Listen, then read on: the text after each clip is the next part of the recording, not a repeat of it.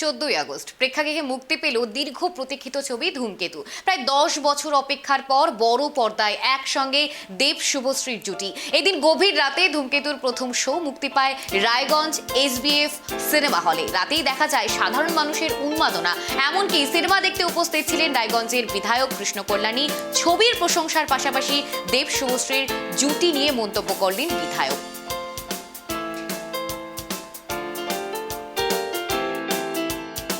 খাদানের পর থেকে বাঙালি ফিল্মি জগৎ একটা আলাদা উড়ান পেয়েছে। তারপর আমাদের দীর্ঘদিনের সাফল্য জুটি দেব আর শুভশ্রী এই ধূমকেতু পিকচারে একসাথে এসেছে।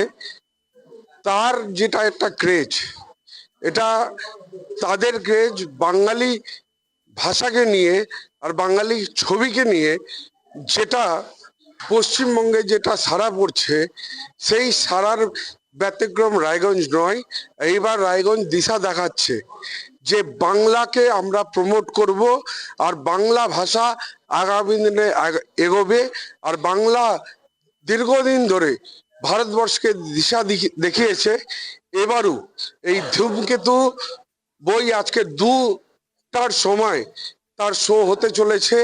আর টোটালি হাউসফুল, অনেকজন টিকিট পাননি, তারা কাতারের লাইনে দাঁড়িয়ে রেখে আছেন। হয়তো আগামী দিন তারা আসবেন, বুকিং করাবেন আর তারাও দেখার সুযোগ পাবেন।